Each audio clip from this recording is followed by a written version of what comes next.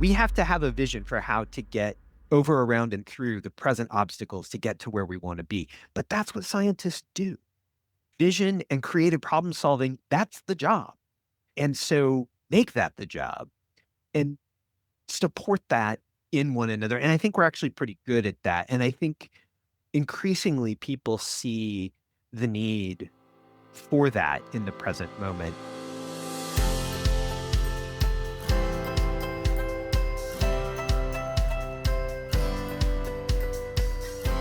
Welcome to On Research, a podcast from CITI program where we explore the forces shaping the research enterprise, from policy and regulation to ethics, trust, and the future of science. I'm your host, Alexa McClellan.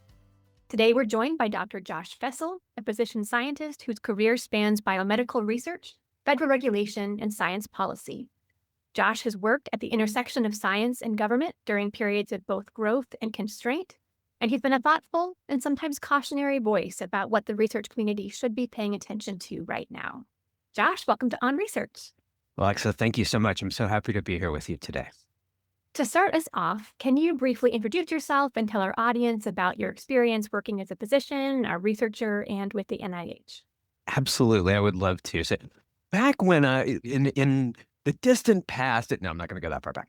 We don't need all that. Yeah. So my training as a physician and a scientist started with medical school and graduate school. So I did my medical training and my graduate training together as part of the NIH supported medical scientists training program, or MSTP, the MD PhD program.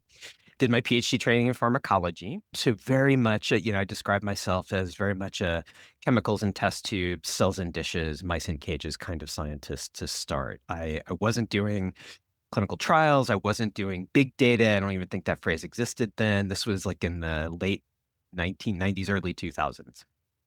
So did my PhD training, finished my MD training, and then did my clinical specialty in pulmonary and critical care medicine. So I'm trained as a lung doctor and as an ICU doctor, and continued my research career initially at an academic medical center on a pretty traditional physician scientist path, where I was seeing patients part of the time, primarily in the Veterans Administration system in the VA Medical Center, where I was, and that was a great privilege. It's a very special population of people and families to take care of, and I really valued that. It was really a gift to be able to take care of the veterans where I was. And then the rest of my time was spent running a research lab. Again, very early discovery, basic to early translational science, mentoring students, doing the whole thing. And I was moving along the tenure track, and I had a moment where I realized I wanted to have an impact in a bigger and broader way if possible. And I was contemplating how to do that.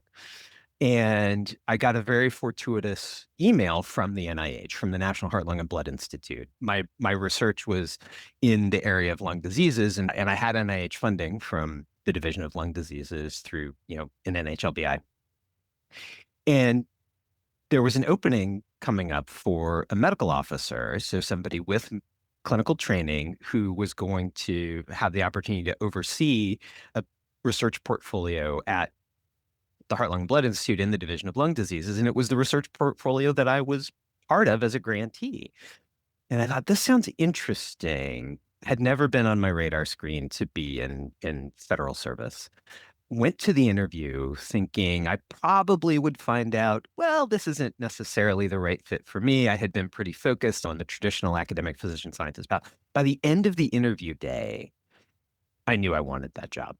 It took just a couple of hours, maybe not even that long. Maybe by the middle of the interview day, I knew I wanted the job. And I wanted the job because I was meeting with incredibly brilliant, dedicated people who were putting the health of the scientific enterprise, at least I was in the Division of Lung Diseases, but this is true of essentially everybody I worked with at NIH. It was the well-being of the scientific enterprise and the advancement of what we know about how to take care of people better. And that was the primary driver. It wasn't publications. It wasn't how much grant funding. And that was so exciting to me. And so I moved to NHLBI as a medical officer in the Division of Lung Diseases. And this was in late 2018. And then you may remember that a little bit over a year after that, some stuff happened. Yeah, some stuff, right? It turns out that when there's a global public health catastrophe that shows up as a lung disease that's killing people, the Division of Lung Diseases at the National Heart, Lung, and Blood Institute at the NIH gets extremely busy. And so that was a scary time, a fraught time for all of us. But I had the opportunity to contribute in ways that I never would have had I been anywhere else. And I feel very privileged to have been there. In the course of doing that, I got connected with people at NCATS, the National Center for Advancing Translational Sciences. And initially, I thought, I don't really know a lot about what NCATS does, but these people are impressive. Like everybody that I worked with at NIH was impressive. I was like, wow, these people really have their act together and they're thinking about things in a really interesting way. It's not just the specific question that you're trying to answer, but it's how you're trying to answer it. And I sort of had this, I had always had kind of a secret love of, maybe not so secret, love of studies that were just as interesting for how they were conducted as for what they found. And a number of times when I was trying to write research manuscripts, people said, yeah, don't bore people with that part. They don't care about that. They care about the answer to the question. It's like, right, but look, this is such a neat way to frame the question and to ask the question. Like, there's so much innovation there. And I found out there's like a whole part of NIH that does that. And so I got the opportunity to move to NCATS and ended up rising through the ranks there to be the chief medical officer and the director of the Office of Translational Medicine there. And things just kept getting better and better in terms of what I was able to do, how I was able to help think about things and shape all sorts of different research activities to be done more efficiently, more equitably, more creatively, faster, better, cheaper, all the superlatives. And it was a privilege to do that. Yeah. Thank you so much. So you're not at NIH now. Mm-mm. What happened there? Yeah, good question. So I don't think it's a secret that stuff started changing in a pretty substantial ways at the beginning of 2025. And the the short summary from my standpoint was that the way things were changing, it was moving in a direction that I felt personally did not square with my personal feeling about my oath of federal service and my oath as a physician. And the example that I've talked about previously is the triennial inclusion report. It's this very sort of wonky thing.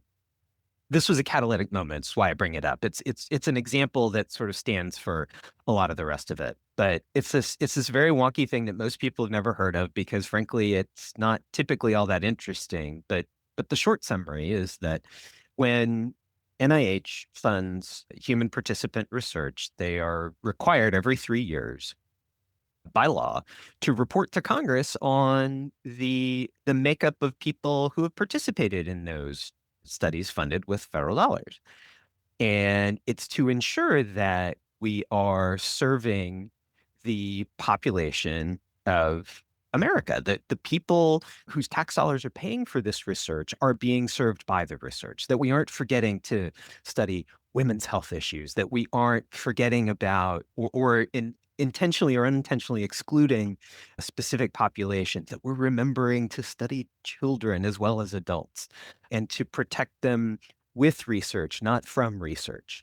And so what had been recognized for some time is that the variables of sex and gender were separable scientifically and had independent and independently studyable effects on people's health.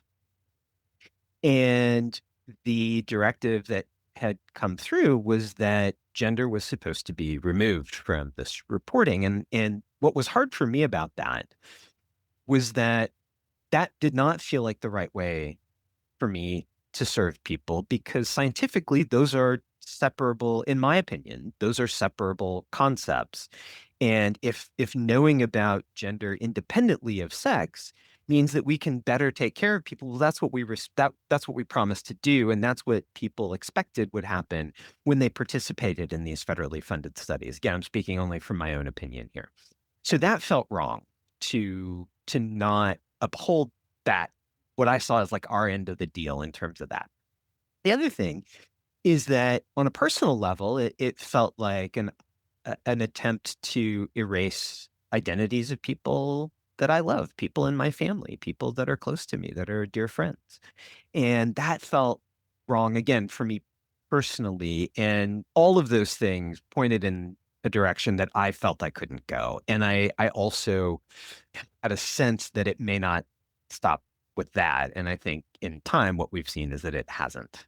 And so those were the things that drove my decision to leave. I couldn't support that for myself. Yeah. Thank you so much for sharing your story. I can feel the heartbreak Hmm. in your story because you express such a love for the NIH and for federal government and for the things you were able to do Yeah, with an incredible team. And then to lose that, to see that go in a direction that you weren't comfortable going, there's real heartbreak there. you're absolutely right. I'm still grieving because I think there are things that can be done by a robust and healthy public scientific workforce that won't be done by any other part of the enterprise. And they're things that, in my opinion, should be done. And I felt like we were serving very noble purposes, and I feel like the people, my friends that are still at NIH are still trying to do that as best as they can, and it's really difficult, and the heartbreak is real for those of us that have left, for those that are still there, and it is a real grieving process, and I miss being able to serve people in that way. Yeah.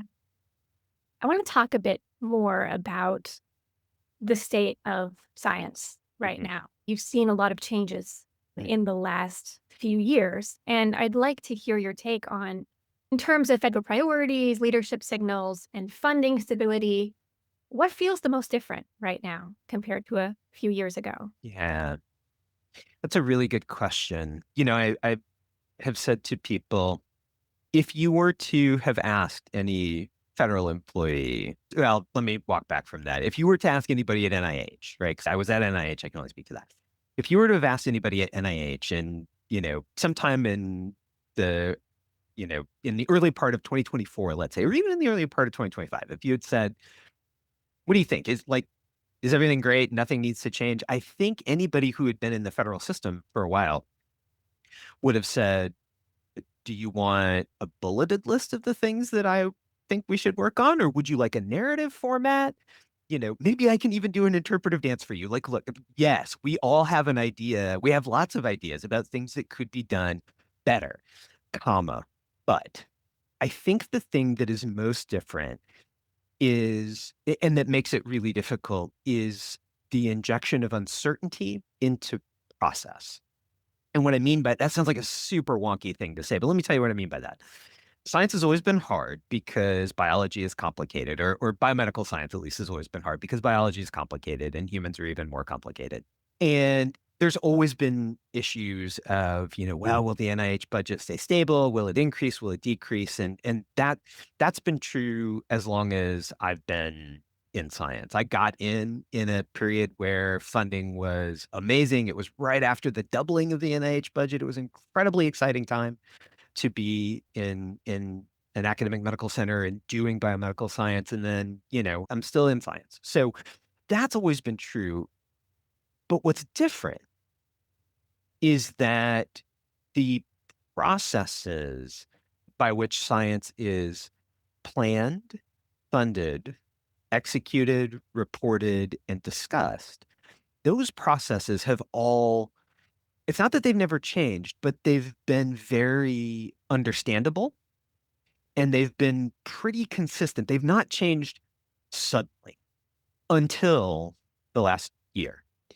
And I think what makes that so difficult is that big, important questions in biomedical research aren't answered quickly. We've already answered all the quick ones, like a long time ago, before you and I were born. So we're left with complicated, thorny questions to answer with the biomedical research approach, and that's fine. But what that means is that you have to be able to plan. And if you can't plan for some period of time in advance, then it doesn't make sense to allocate the resources of people's time, of research funds, of research space, of all of that. It doesn't make sense to allocate it on the front end if you're not sure that, maybe you're building a bridge to nowhere because the process is going to be totally upended in 6 weeks or 6 months and you aren't going to be able to finish. When you're talking about clinical trials or clinical research, and you're talking about human participant research, it can be downright unsafe. It's not okay to start a clinical trial not knowing if you can get people safely over a finish line. And so I think that's been maybe the most, I mean, there's lots of other things that we could talk about, but that uncertainty is, I think, a huge part of what makes all the rest of it so difficult right now. Given your experience in the federal government and NIH, what are some things, maybe the top three things that you think the research community should be actively watching for in the next 12 to 24 months? Yeah, good question. So I'm going to say two things that are kind of related, and we can count those as one or two. It's up to you. The first thing has to do with that process piece. Many processes, so I would say that NIH processes have been understandable in the past. That doesn't mean they've been super clear at first glance. And I'll admit that. I learned a lot about how the NIH works when I moved to the NIH to work as a medical officer and in the other positions that I held there. And one of the things that I've always tried to do and encouraged my colleagues to do when I was at NIH is be communicative about what the processes are because people don't know, people don't understand, and it's just because it's kind of complicated, right? But it is understandable. And for most of the time that I've been in science, most of those processes you could kind of not pay real close attention to because they worked and they weren't going to change. And so even if I, as a faculty member at a university, even if I didn't know the ins and outs of how each stage gate of the grant, application and funding process happened, that's okay because there was a whole office of sponsored programs at my university who knew all of that, quote unquote, for me. But the uncertainty around changing processes is affecting everybody. And so the first thing I would say is keep close eyes on process. Look at how things are happening. Look for where you can get clarity on how things are happening. Look for where you can't. And, there have been some interesting pieces, some really good pieces written in the lay press, some on Substack. I mean, there are people who are trying to demystify all of this. And I think that's good. There's been some attention recently on, for example, the NIH Advisory Council situation. Each institute and center at NIH has an advisory council that has input into what programs for, sort of new directions in the scientific mission of that institute, what programs go out, what grants get funded. They have a lot of advisory, that's right there in the name, capability. And advisory councils have lots of vacancies right now. And it's worth, I think, people paying close attention to how is that supposed to work? Is it working as it's supposed to work? And if it's not, what is happening? And asking questions about that. I think that's critical. So point one, close eyes on process and get clarity if you don't have it. And the second point relates to that, which is that I think investigators need to get really good at talking to people that they may not have talked to before and in ways that they haven't before. So, for example, I know that university I was at had an office of general counsel. I have no idea who worked in it. I have no idea what they did. I never spoke with them. And up until the last year, I probably would have said, that's a good thing. But I actually think there's some real value to building relationships and having an open communication with your institution's Office of General Counsel because they have a different lens on things and they can bring a different perspective. When I was at NIH, some of the things that I was involved with, I had to get input from NIH's Office of General Counsel, and it was incredibly instructive. They were wonderful for me to work with. They taught me a ton, and it changed my whole thinking about some of the projects that I worked on in really useful ways. So having that open dialogue so that everybody has shared understanding at your institution, for example, about, okay, here's the new policy that just came out, or here's the new executive order that just came out, or here's the new whatever that just came out. Here's how we're thinking about it. I think it helps with that demystification. The other thing, a second example is investigators talk to each other very, very effectively about some things, but not others. And for example, there's a lot of question that I picked up from conversations with people in what the NIH would call the extramural community, the community of investigators. There's a lot of question about what does the new funding framework at NIH mean? Like, how are funding decisions going to be made? If pay lines no longer exist, like, how is that going to go? How do you know what to make of your impact score when you get it back? And I think that's a very fair question. Again, to reduce that uncertainty, because there's a lot of uncertainty right now. One way to do that is to talk to each other in a very transparent way. This was my impact score and I got funded, or this was my impact score and I didn't, and start to triangulate amongst the community on what's actually happening. I mean, in a way, this is being scientific about it, right? But it's also extending the boundaries of shared understanding. And I think that's a really important thing to do because then you can ask better questions on behalf of not only yourself and your own institution, but on behalf of the community as a whole. And if a whole lot of people are asking that question, it, I think, increases the likelihood of getting a functional answer and being able to move forward with it. Yeah, thank you. I want to come back to what we can do. Yeah. But before we jump into that, I want to talk about the risks of inaction. Mm. I think that periods like this can be dangerous, not just because of cuts or shifting priorities, but because of a sense of resignation. Mhm. And I'm curious why quiet acquiescence by the research community could be a risk to the long term future of science.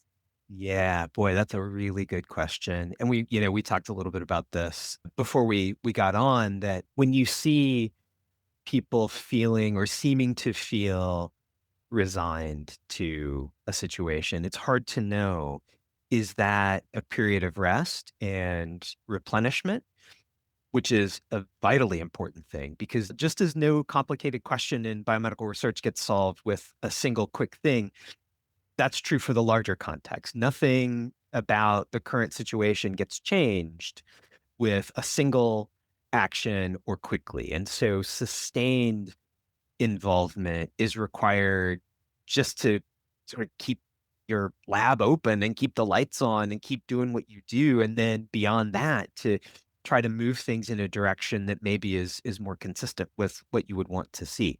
So it's hard to know when you see people feeling resigned to a situation. Are they resting or are they beaten down? Rest is good. Beaten down is not. And so to get to your question, what I think is dangerous or problematic about quiet inaction is that the message that sends is that you're okay with what's happening, that you're okay with the situation, that you're going to go along with it, and maybe even that you support it. We've all had that experience of being in a meeting where something kind of that doesn't sound quite right comes up, and we're all sort of waiting for somebody to say, "Wait, are we sure about that?" And there's that sense of relief when somebody says it, because then everybody goes, "Yeah, yeah, yeah, I was wondering about that. Like, is that like, really?" And so there's a little bit of that at a national scale right now, I think, for the biomedical research enterprise.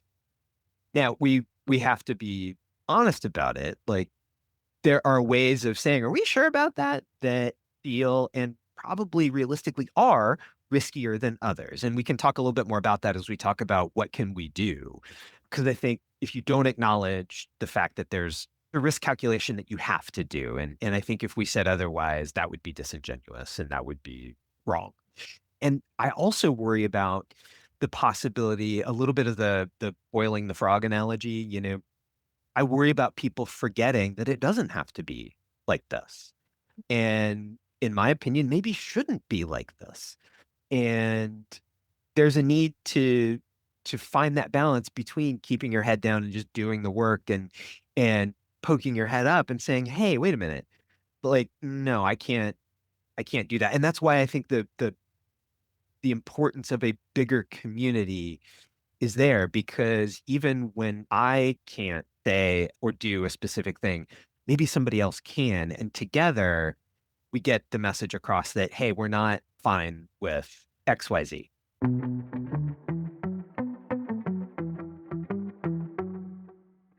I hope you are enjoying this episode of On Research. If you are interested in conversations about technology ethics, join me, Daniel Smith, for CITI Program's podcast, On Tech Ethics. You can subscribe wherever you listen to podcasts. Now, back to your episode. So, given those risks of inaction, what are some concrete, realistic actions that institutions or scientific leaders or even individual researchers can take right now to protect the future of science? Yeah, I love how you frame this question. You mentioned institutions, leaders, and individuals, and I think the actions look different for each of those. So I love that you broke it out that way.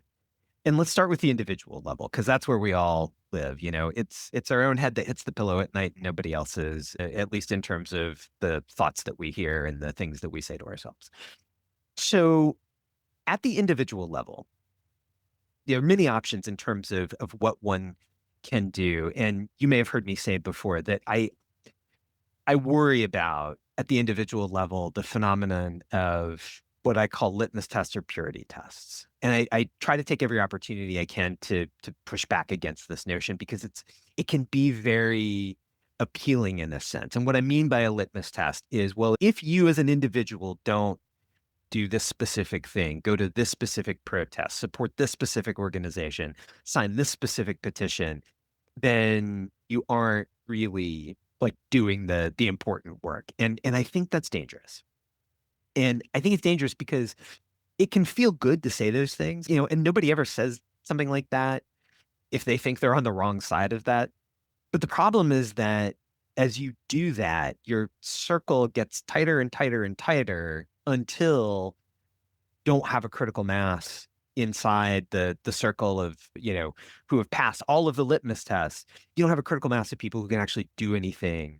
So at the individual level, I would say resist the temptation to think, oh, I must do XYZ or else it doesn't count.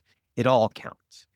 It can be something as seemingly small as taking a lab meeting period to say, I just want to check in with everybody and how is everybody feeling?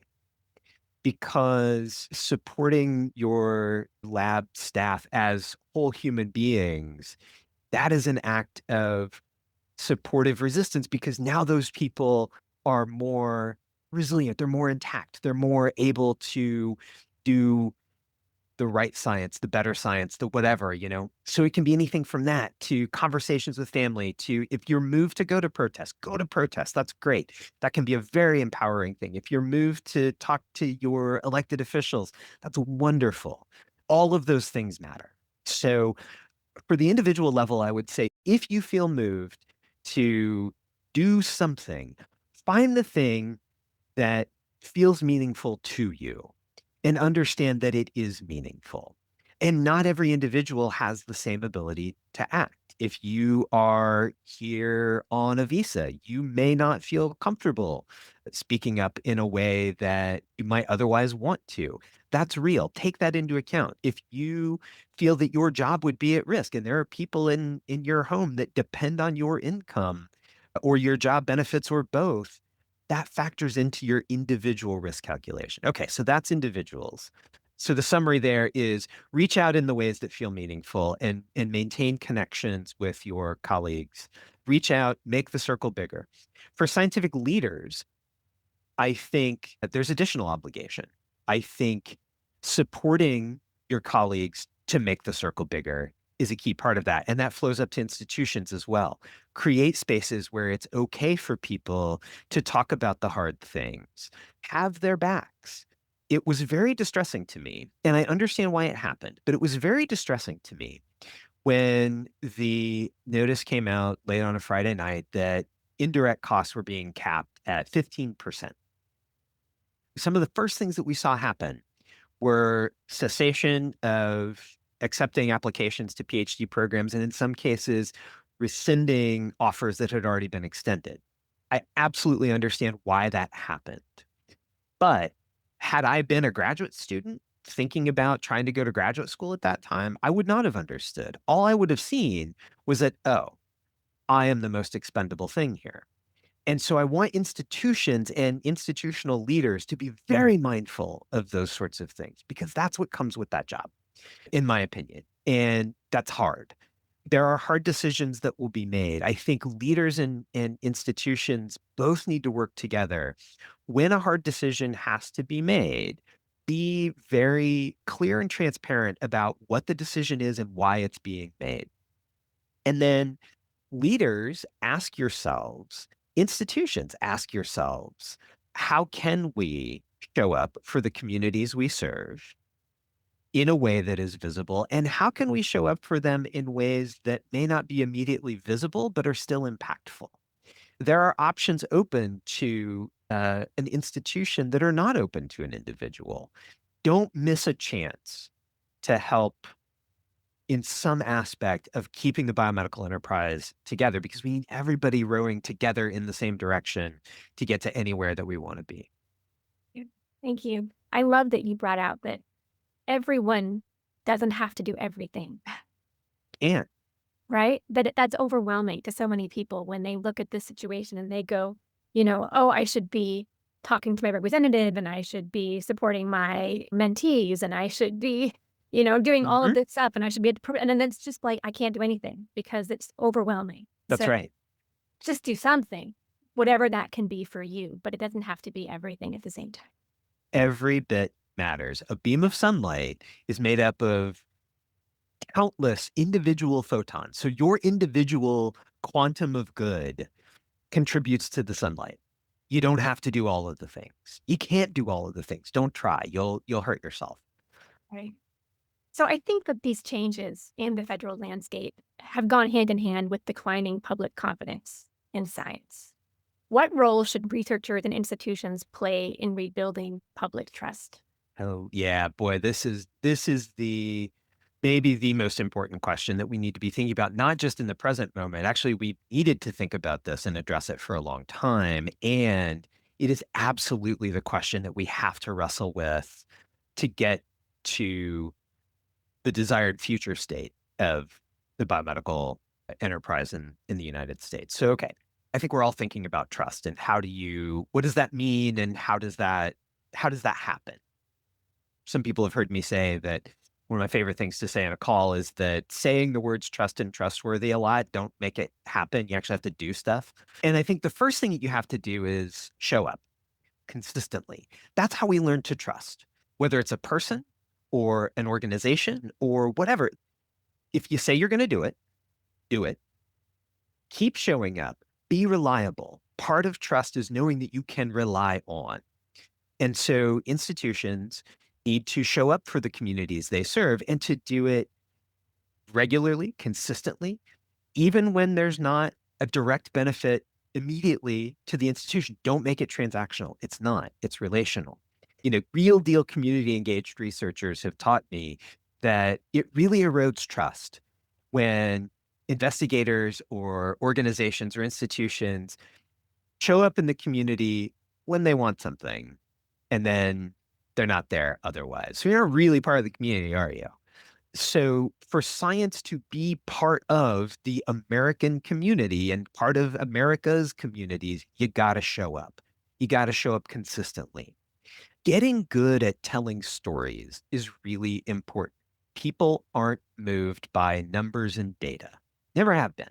Even scientists. And we know this because if we were, our scientific papers would just be tables of numbers and graphs. We wouldn't need very many words, but Apparently, we like to write so much that scientific papers have word limits on, right? So we know that the story matters. And I think many of us in scientific circles get good at talking to one another about science because, of course, that's what you have to do. And that's kind of how you keep things going. You got to be good at talking to your colleagues in writing to get your manuscripts published and to get your grants funded and all that kind of stuff.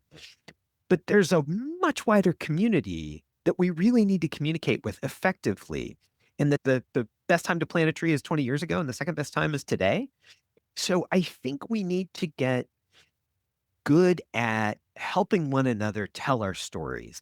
Does every scientist need to be, like a guest on, a late night talk show or something? No, no, that's not the goal. But be available to tell that story and then tell it in a way that people can receive. This is definitely something that in medical training, I think a lot of people learn. I certainly did that. I'd paid all this money to learn all of these fancy medical terms. And then the real work of medicine is having all those in my head and not using any of them when I actually talk to people because I went to medical school so that they don't have to. Yeah. And it's not like I'm doing them a disservice if I show up and start going off about, this medical term and that medical term. Like, I have no idea what you're talking about, bro. You just need to tell me, like, why do I feel like this and what are you going to help me do about it? And I think scientists have some of that to bring to the interactions as well. So I think that's a critical component of trust. And then a big part that I think science and medicine and public health have to deal with is helping people understand how we think about and reckon with uncertainty. There's a great tendency sometimes, especially when communicating with folks who are not engaged fully in the scientific enterprise, to communicate in ways that come across as being more certain than we really are. And I think there are lots of reasons for that. And I think it is problematic. I mean, people are smart. People are paying attention and people remember. And if you say today, definitely X, and then 6 weeks from now, you say, maybe not X, people are going to say, wait a minute, 6 weeks ago, you said definitely X. Was it definite? Like, what changed? And that's a conversation that can be had. Maybe it really was definite then, and now you've learned something new. Or maybe it wasn't so definite, and you probably should have been a little more circumspect in how you talked about it. I think there's a fear that people can't handle nuance, and I think they can.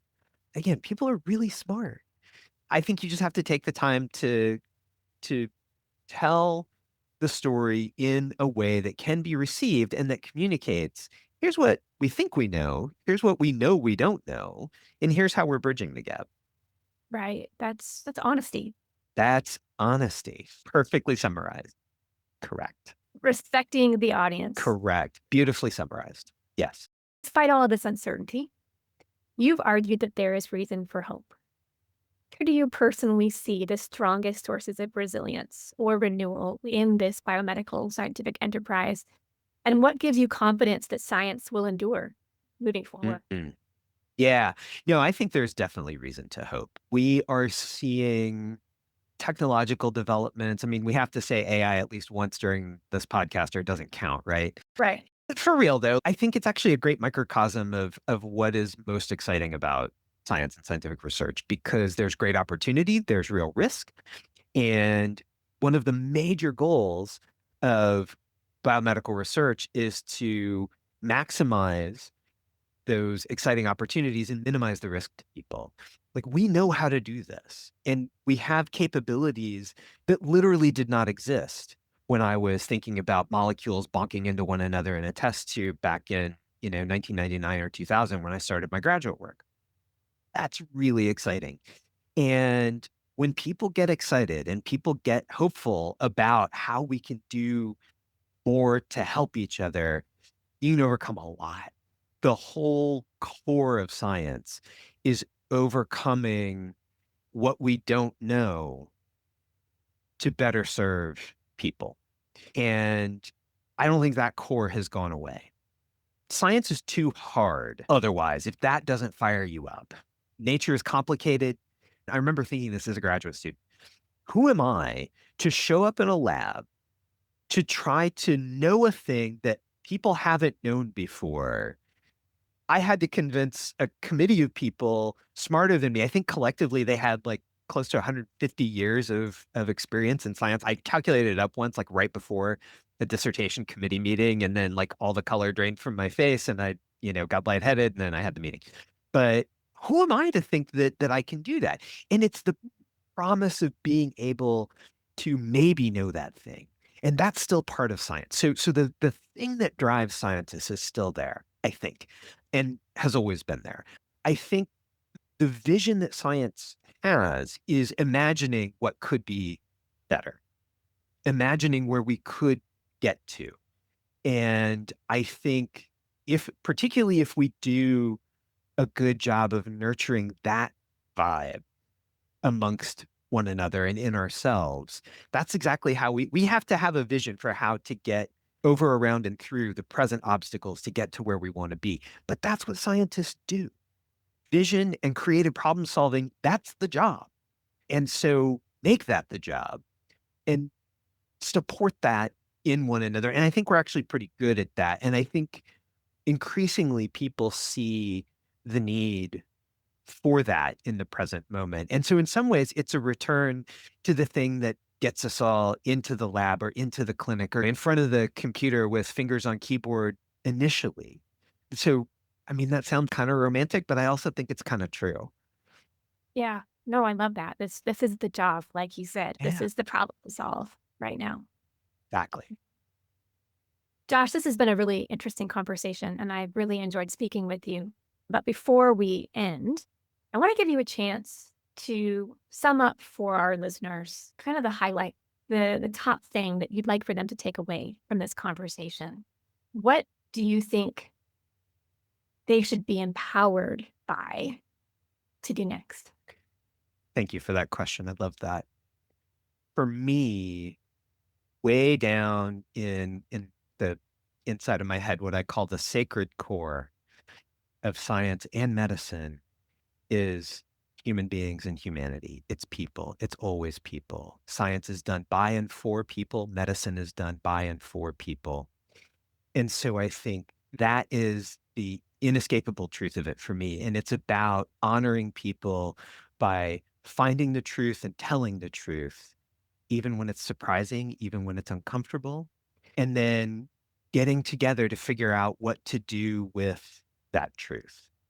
And so I want people to feel empowered to see the work they do as scientists, as leaders, as clinicians and healthcare workers, as lab personnel, as students, as citizens, that science and the biomedical enterprise are fundamentally people. So you are a part of it.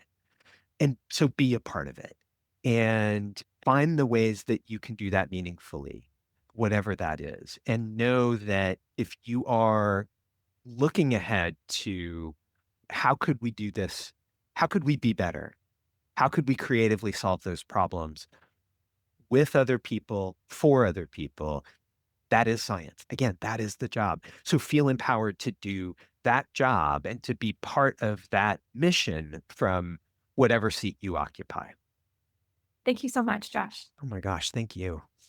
This has been great. Yeah, for me too. And I hope to continue this conversation in the future. We have to. Yeah, Yeah, this is not an endpoint. This is a waypoint. absolutely. Great. Thanks, Alexa.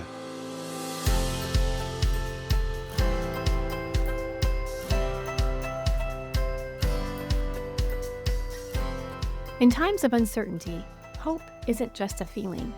It's a skill we can build. In this episode of On Research, we explore how individuals and institutions can navigate ambiguity, manage stress, and maintain forward momentum when the path ahead feels unclear. But hope alone isn't enough. It has to be supported by how we engage with one another, especially when tensions rise. That's where conflict management comes in. If today's conversation resonates with you, we invite you to continue learning through CITI program's Conflict Management course. It offers practical tools for addressing disagreement constructively, communicating across differences, and fostering environments where challenges don't derail progress, but strengthen it. Because in uncertain times, hope grows stronger when we know how to work through conflict, not around it. Enhance your skills, deepen your expertise, and lead with integrity across research settings.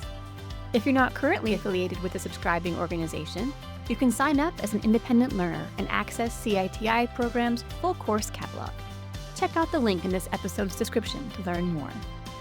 As a reminder, I want to quickly note that this podcast is for educational purposes only.